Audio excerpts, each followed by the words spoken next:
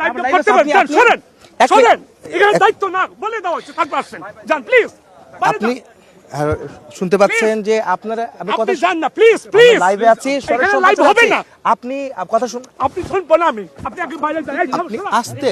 শুনেন এখানে কেউ থাকবে না দেখাও না 120 বার বলছি